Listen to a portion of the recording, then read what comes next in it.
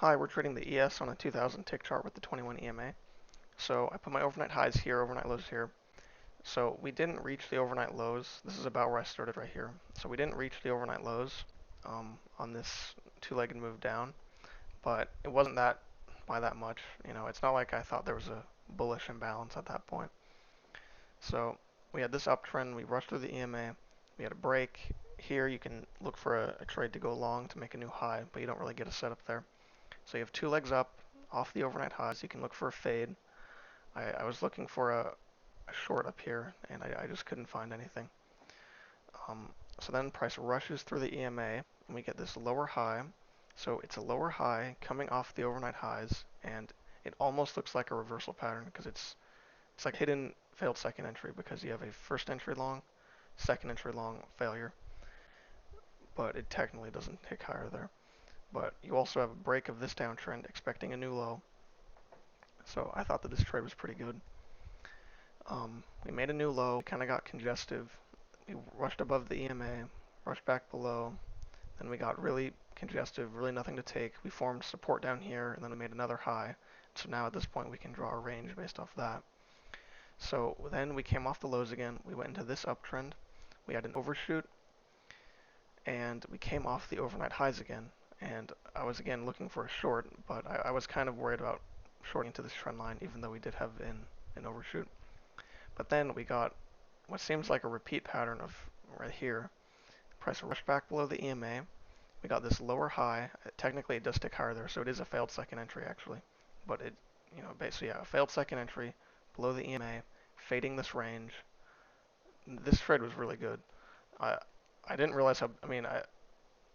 If I knew how big the bar was, I still would have taken it. But I kind of was surprised because I had my chart like squished down a little bit, so I couldn't really tell how big it was. But but either way, really good trade. 5.5 points, 1-to-1. I got in at one tick below this green bar. I let it trigger. I let the red bar trigger. It ticked lower, and then I put a limit order one tick below the end of this green bar right here. But so yeah, really nice trade. Then we have this move down.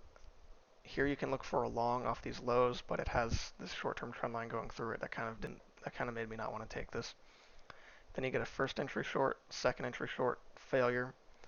Um, I kind of I don't really like taking um, failed second entries that are below the EMA. So every now and then, sometimes, but in this case, it just doesn't seem like a good trade.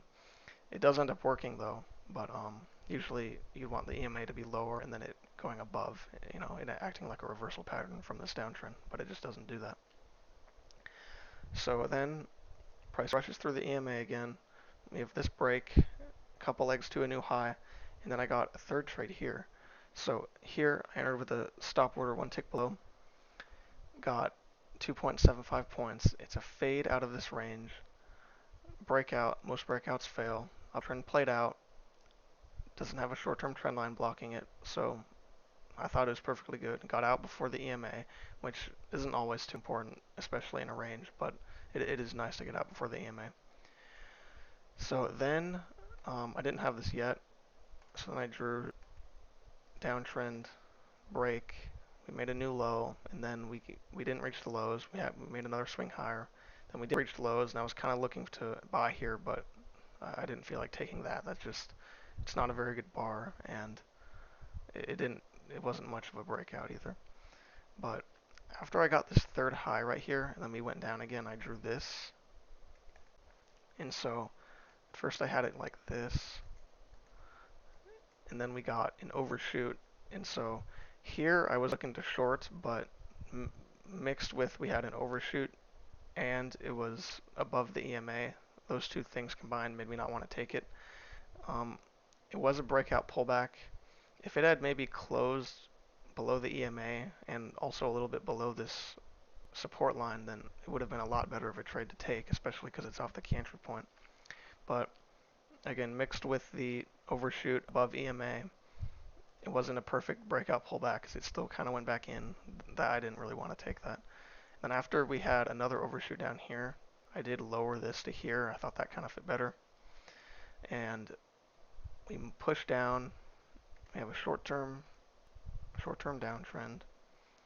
get a break, attempt at a new low, rush back above, another attempt, fails. Then it kind of gets congestive. It's trying to break out and it's also trying to get short off of this key entry point at the same time. We eventually break, a couple attempts at a new low, and now it looks like we're just going into this range right here. So yeah, that was it. After this trade right here, it kind of got harder because it was just stuck in the middle of the range of the day, and there just really wasn't anything else after that I thought was really good. But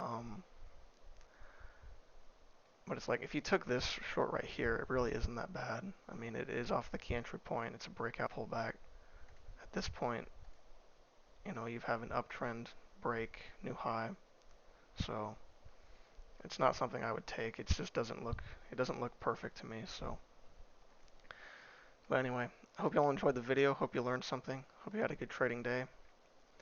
So yeah, I'll see you on the next video. Have a good one.